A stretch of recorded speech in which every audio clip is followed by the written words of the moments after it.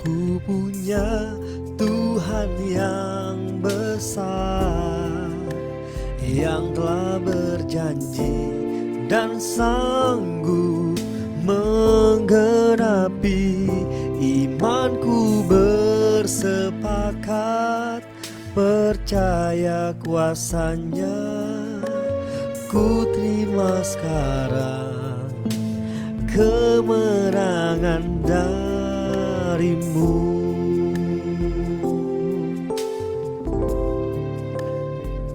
Aku punya Tuhan yang besar, yang telah berjanji dan sanggup menggenapi. Imanku bersepakat percaya kuasanya. Ku terima sekarang kemenangan darimu. Ku terima sekarang kemenangan darimu. Ku terima sekarang kemenangan darimu.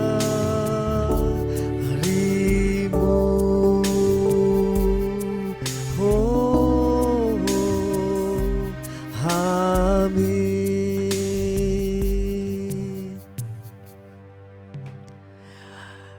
Terima kasih Tuhan buat hari ini, buat pagi yang indah ini Tuhan. Kami mau mendengar firman-Mu, berkati setiap kami yang mendengarkan perkataan firman-Mu. Di dalam nama Tuhan Yesus, sama-sama yang percaya katakan amin. Oke, puji Tuhan. Shalom, shalom. Selamat datang kembali bersama saya Davis Mozart di channel saya. Terima kasih udah bisa boleh melihat channel ini. Ya, seperti pujian ini dikatakan aku punya Tuhan yang besar. Ya, saya percaya yang telah berjanji dan sanggup menggenapi. Ya, saya percaya kalau janji Tuhan itu, firman Tuhan itu nggak pernah bohong, ya dan amin ya, pasti digenapin. Nah, hari ini saya mau sharing di mana kalau kita melihat ada di YouTube dikatakan ada 7 fenomena alam ya. Ada 7 fenomena yang misalnya ada 7 muka ya di dunia ini yang sama gitu.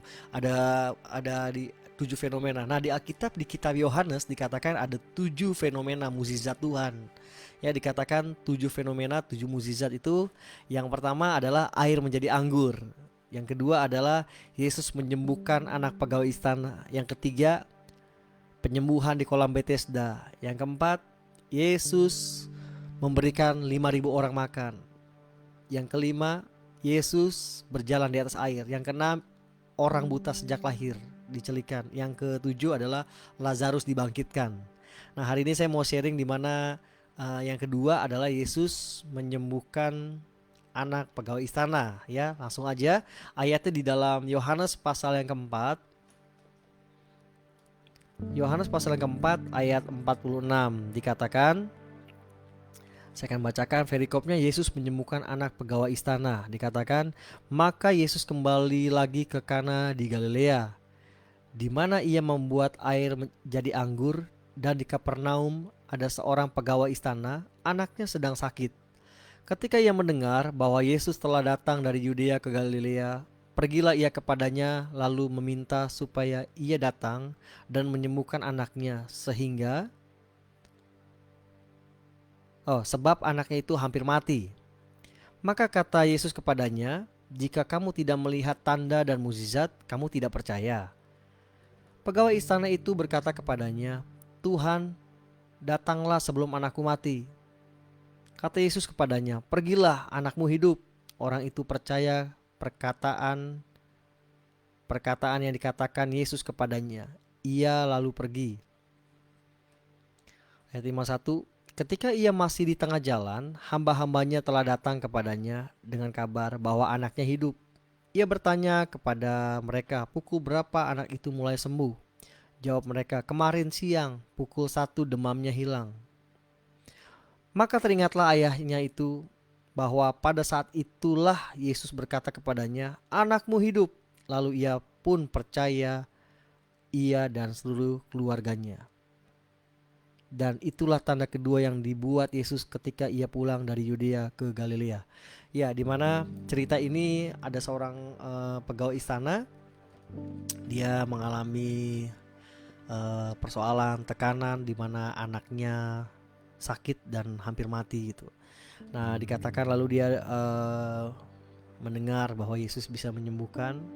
Lalu dia datang, saudara, dia datang, dikatakan dia mendengar bahwa Yesus telah datang Yudea ke Galilea, lalu pergilah ia kepadanya lalu meminta supaya ia datang menyembuhkan anaknya. Saya percaya waktu itu dia datang ketemu Tuhan Yesus lalu dia minta, Tuhan tolong sembuhkanlah anak saya, katanya.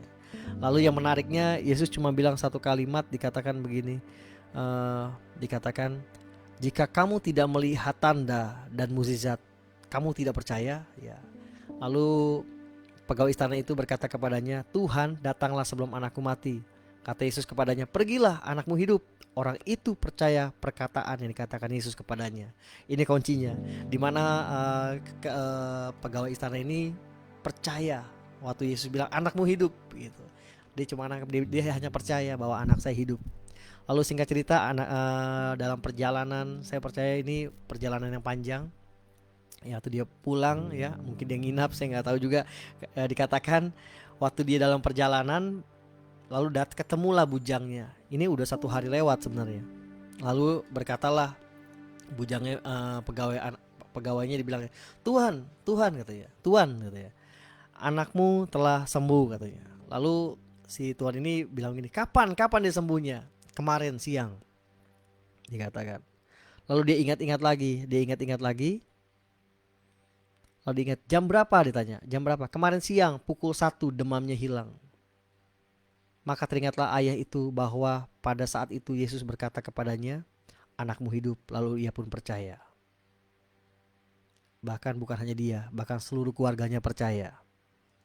Dikatakan ayat 53, teringatlah ayah itu bahwa pada saat itulah Yesus datang kepadanya, anakmu hidup. Jadi waktu ada perjumpaan dengan Yesus, bapak ini ada mengalami perjumpaan dengan Tuhan, dan dia percaya bahwa anaknya sembuh, anaknya hidup. Lalu dia pulang dan dia ketemu bujangnya, dia ketemu pegawainya bilang, bapak, anak bapak sembuh, katanya. Terus tanya, kapan sembuhnya? Kemarin siang, katanya, jam 1. Oh, lalu dia ingat, oh jam 1 dia berjumpa dengan Tuhan Yesus. Lalu dia berkata, Tuhan, anakku sakit. Lalu Yesus bilang, percaya, anakmu hidup. Ya, lalu bapak itu percaya. Di sini kuncinya maksudnya gini, ketika kita percaya, mungkin yang sakit bukan keluarga kita, mungkin yang sakit orang lain atau teman kita. Tapi waktu kita percaya, Tuhan sembuhkan. Ya, ini yang disebut di mana Tuhan itu tidak dibatasi oleh ruang dan waktu. Mau di mana saja. Ketika kita percaya, apalagi keluarga, kalau keluarga kita yang mengalami ini, saya percaya kita bilang, Tuhan tolong sembuhkan, Tuhan tolong sembuhkan, Tuhan. Ini satu kunci di mana kita mesti percaya Tuhan meskipun kita belum melihat, ya. Saya percaya waktu kita percaya Tuhan, kita minta kesembuhan. Saya digerakkan Tuhan, ayo kita angkat tangan kita. Kalau ada saudara Anda yang sakit saat ini, angkat tanganmu, katakan namanya, ya Tuhan, aku berdoa dalam nama Tuhan Yesus. Aku katakan, Tuhan, aku percaya kepadamu, Tuhan. Seperti firman-Mu bilang, anakmu sembuh, keluargamu sembuh dalam nama Yesus. Kami percaya janji firman-Mu, Tuhan, dimanapun saudara kami berada saat ini. Karena kami percaya doa itu menembus ruang dan waktu, Tuhan. Aku percaya kesembuhan kami terima dalam nama Yesus. Sebutkan penyakitnya, sebutkan namanya di dalam nama Yesus. Terjadi, Tuhan, di dalam nama Yesus.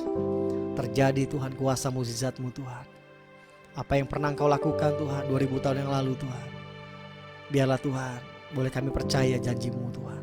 Janji firman-Mu, Tuhan, iya dan amin. Ketika kami percaya kepadamu, Engkau nyatakan kasih-Mu, kuasa-Mu, Tuhan.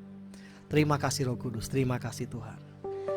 Terima kasih Tuhan, di dalam nama Yesus. Haleluya, haleluya, amin. Oke, ya Bapak Ibu Saudara, saya percaya firman Tuhan yang kita baca ini adalah mukjizat yang kedua yang Tuhan lakukan, di mana habis air menjadi anggur.